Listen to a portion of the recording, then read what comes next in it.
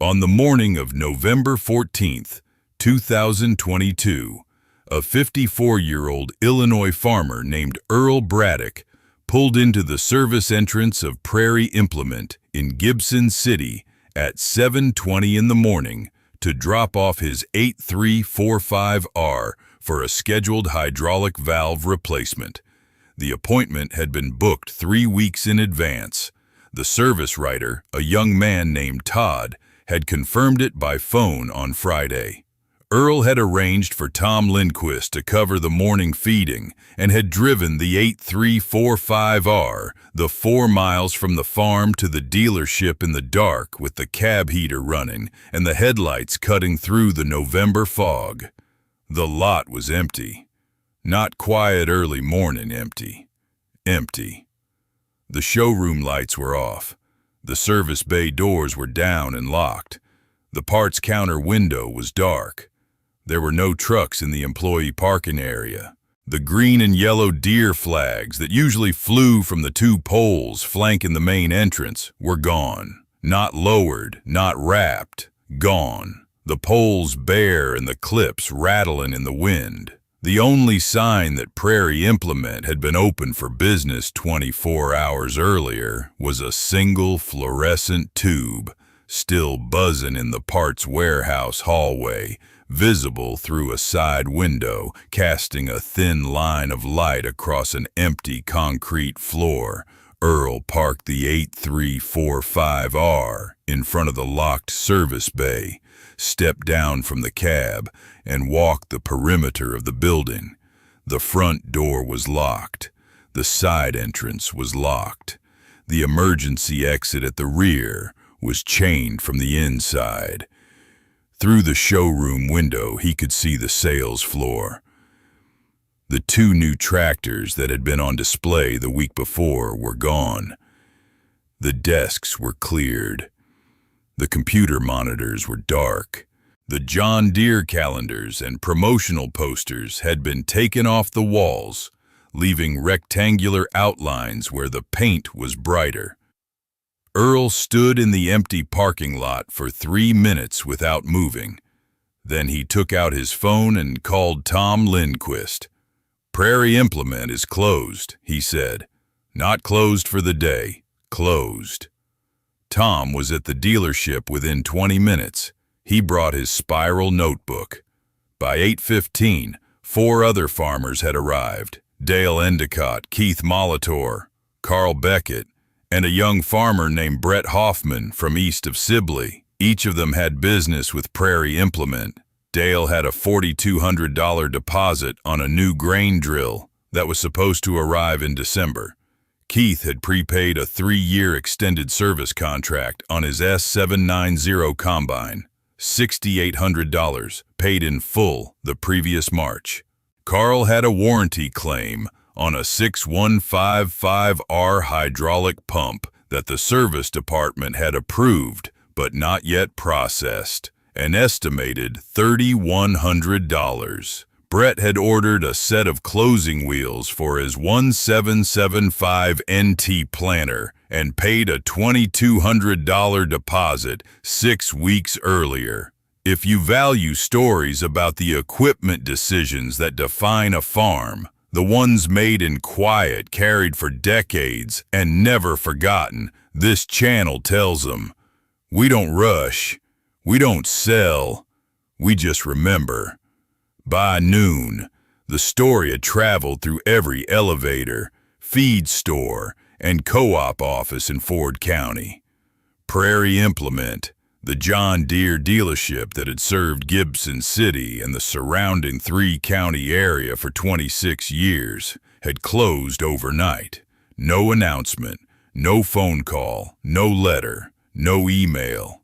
The employees had been told by text message at 11:43 the previous night. Effective immediately, Prairie Implement is permanently closed.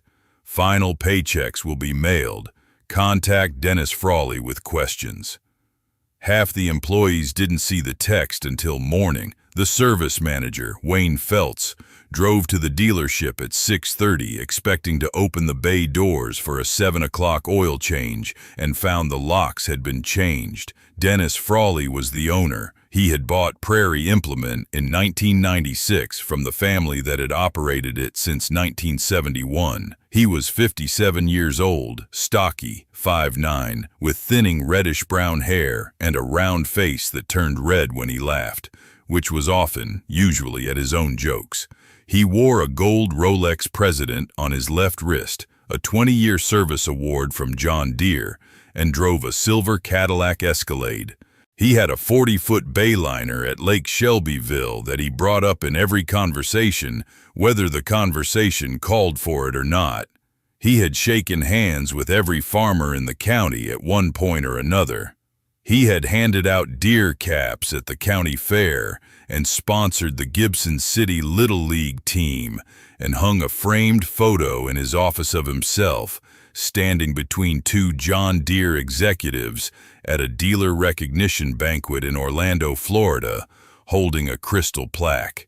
Dennis Frawley had also, over the preceding 18 months, stopped paying the floor plan interest on unsold inventory, stopped remitting sales tax collected on parts counter transactions, and stopped depositing customer prepayments into the escrow account required by his dealer agreement. The money, deposits, prepaid service contracts, warranty reimbursement funds that Deere Corporate had wired to the dealership for approved claims had been redirected into Prairie Implement's general operating account, which Dennis controlled, and from there into a series of personal expenditures that included the bayliner's dock fees, the Escalade lease, a kitchen renovation at his house in Mahomet, and a 4-month pattern of cash withdrawals totaling $19,700 that he never adequately explained.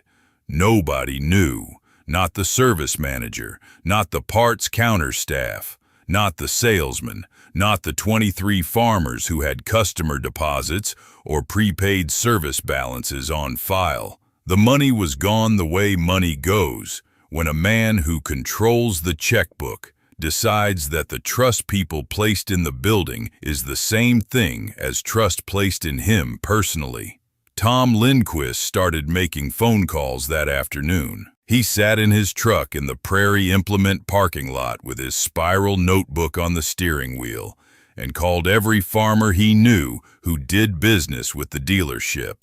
By 5 o'clock, he had a list, 23 names, 23 farmers with money inside a building they couldn't enter. The total came to $93,412. Deposits on ordered equipment, prepaid service contracts, approved but unprocessed warranty claims, and one farmer's check for a complete 612 FC cornhead that had been cashed but never ordered from the factory.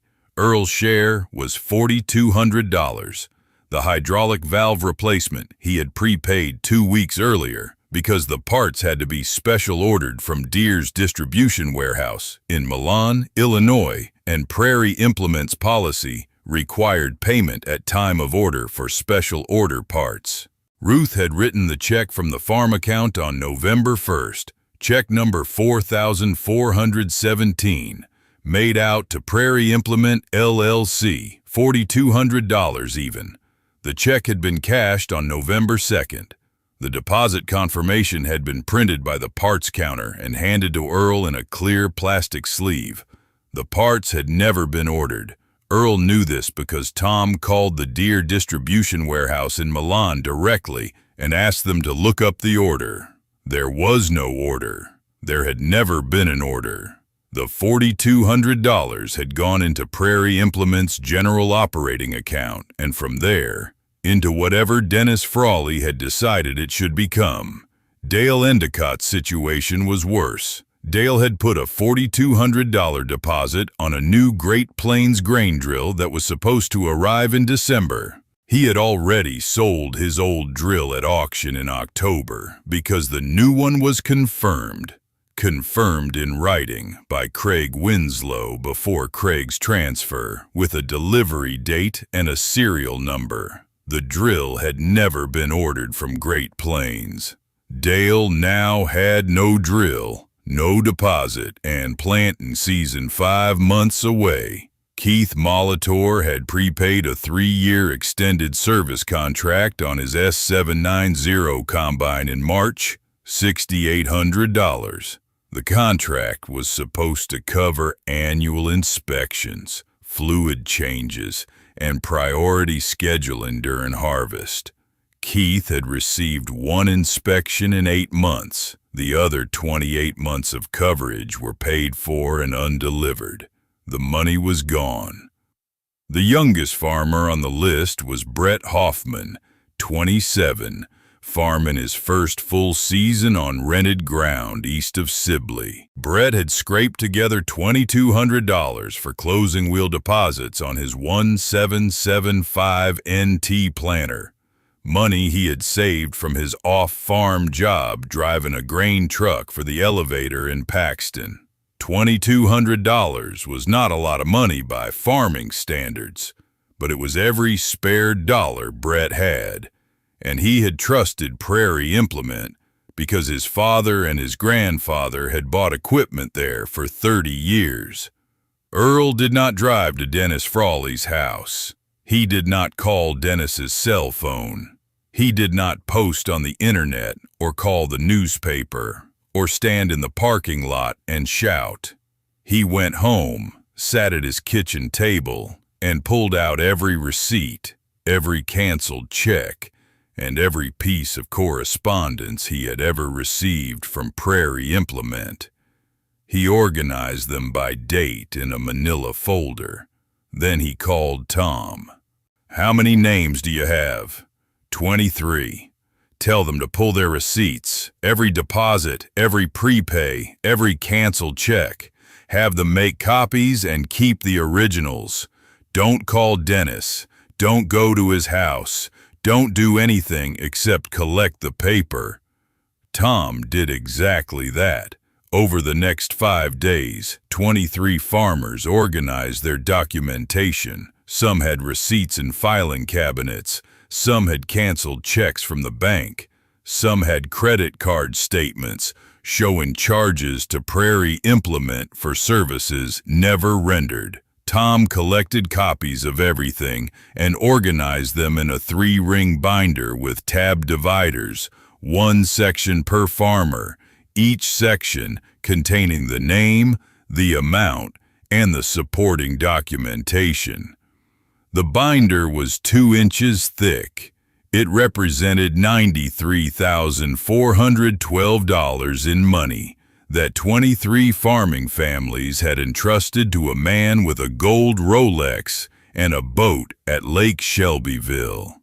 On November 20th, Earl drove to the bank and pulled the canceled check. He drove to the parts counter receipt he still had in his pocket and photocopied it. He called Deere's distribution warehouse in Milan again and asked them to send a written confirmation that no order had been placed under Prairie Implement's account for the hydraulic valve assembly, part number RE573932.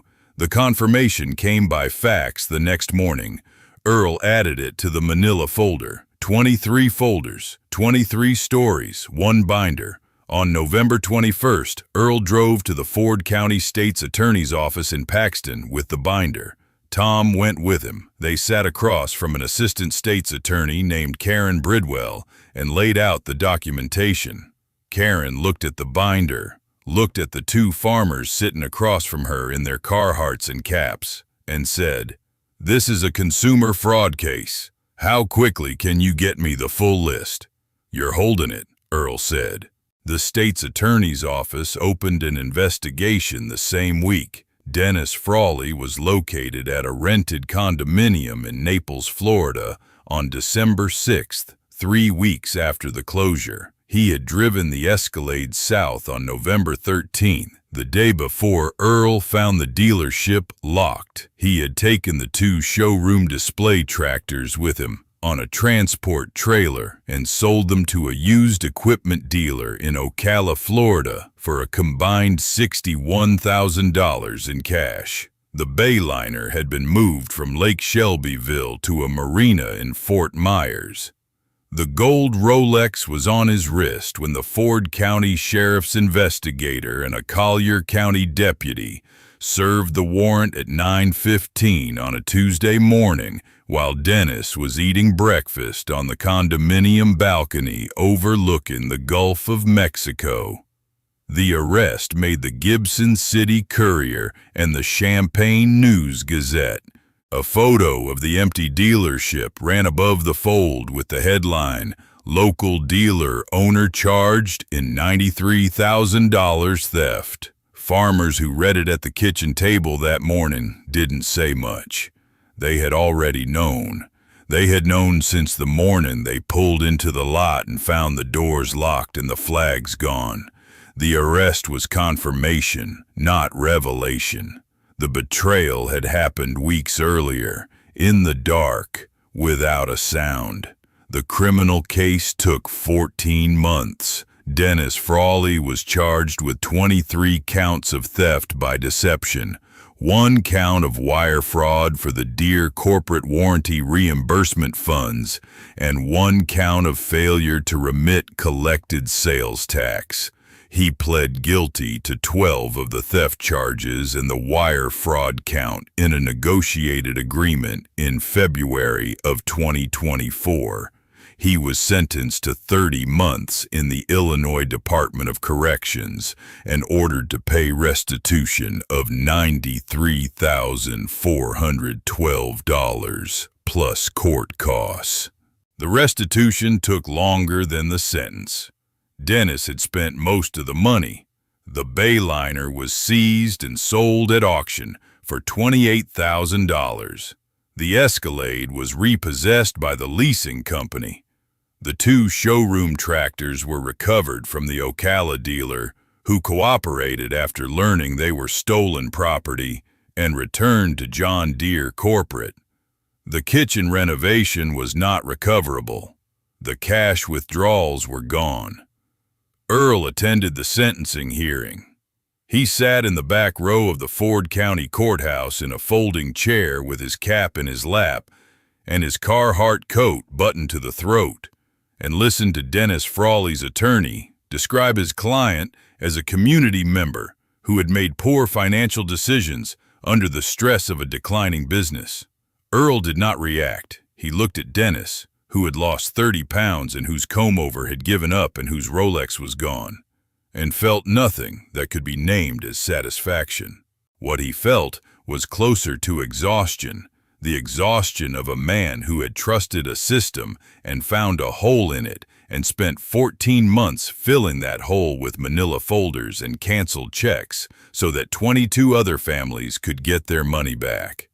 The Illinois Attorney General's Consumer Protection Division stepped in and activated a state recovery fund that covered the gap. By June of 2024, all 23 farmers had been reimbursed in full, $93,412 distributed in 23 checks mailed to 23 kitchen tables across Ford, McLean, and Champaign counties. Earl's check was $4,200. Ruth deposited it in the farm account the same afternoon and wrote the amount in the yellow legal pad ledger next to the original November 1st payment. Returned June 14th, 2024. She drew a single line through the original entry, not a crossout, not an angry scratch, just a clean line, and moved on to the next row. Brett Hoffman got his $2,200 back too. He used it to buy the closing wheels from a dealer in Champaign and had them installed before planting season. He sent Earl a handwritten thank you note on a piece of notebook paper. Earl put it in the manila folder with the receipts and the canceled check and the deposit confirmation and the letter from the state's attorney. He didn't frame it. He didn't show anyone. He just filed it where it belonged, with the rest of the evidence that something had happened and 23 people had survived it. The Prairie Implement building sat empty for 11 months. The lot grew weeds. The Deere flags were never replaced. The service bay doors stayed down. The fluorescent tube in the parts warehouse hallway finally burned out in February. A for lease sign went up in March.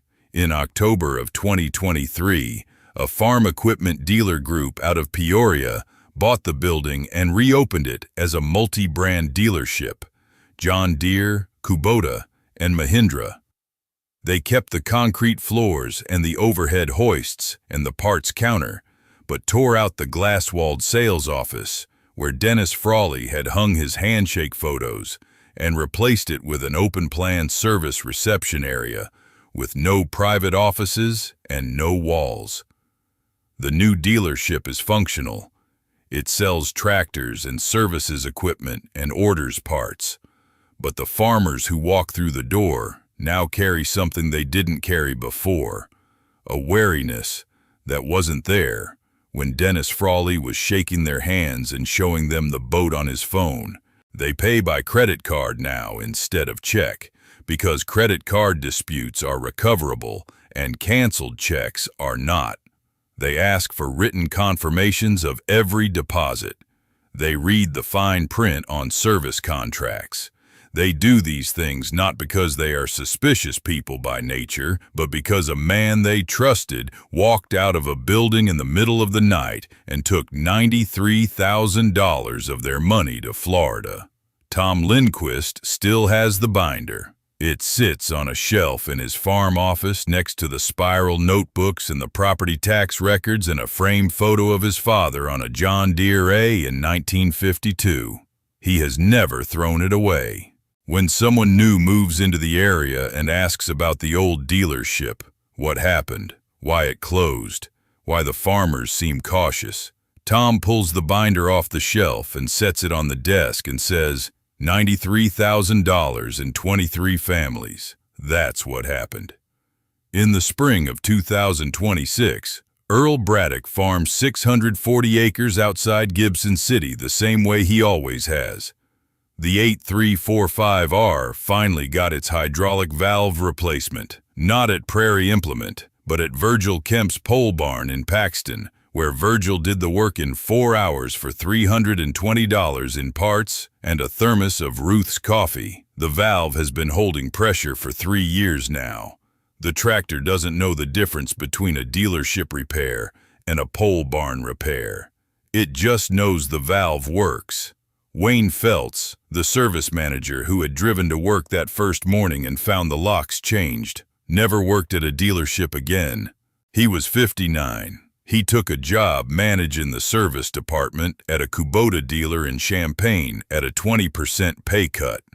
He told Tom Lindquist once, sitting on the tailgate of his truck at the elevator, that the worst part wasn't losing the job. It was knowing that every farmer who walked into Prairie Implement and handed over a check had done so partly because Wayne was behind the service counter. And Wayne had a reputation for honesty. Dennis Frawley had borrowed Wayne's credibility the same way he had borrowed everything else. Without asking and without intending to give it back, Dennis Frawley served 22 months of his 30-month sentence at the Vandalia Correctional Center in Fayette County. He was released in December of 2025. He is prohibited from holding a dealer license in the state of Illinois. The gold Rolex was seized as part of the restitution order and sold at auction for $14,200. The buyer was a pawn shop in Springfield. Nobody in Gibson City attended the auction. The $93,000 came back. Every penny, 23 checks to 23 families. But the thing that was taken, the trust, the handshake, the assumption that a man who sponsored your Little League team and shook your hand at the county fair would not steal from you in the middle of the night. That doesn't come back. That's not in the recovery fund. That's not in the restitution order. That's the $93,000 nobody saw coming. Not the money itself, but the cost of learning that the building you walked into for 26 years was only as honest as the man who held the keys. Earl never mentions Dennis Frawley's name, not at the elevator, not at the diner, Not at the Farm Bureau meeting. Not at the kitchen table with Ruth, who balanced the books through the whole 14 months and never once asked Earl whether the money would come back, because she knew Earl would not rest until it did. Not his $4,200, but all of it, every dollar from every farmer. Because that was the kind of man Harold Braddock had raised, and that was the kind of man Earl had become. When someone brings up the dealership, what happened, why it closed, what Dennis did, Earl does what he always does. He listens, he nods, and he says nothing. Because some losses are too small to measure in dollars and too large to measure in words. And the only honest response is the same response Earl has given to every betrayal, every broken promise, and every locked door he has ever encountered in 58 years of farming. Silence, patience, and the quiet certainty that the truth will come out if you let it, and the money will come back if you do the work, and the iron will keep running if you take care of it. $93,412, 23 families, every penny returned, and the man who took it is living in a rented apartment in Decatur with no Rolex, no boat, and no handshake worth trusting.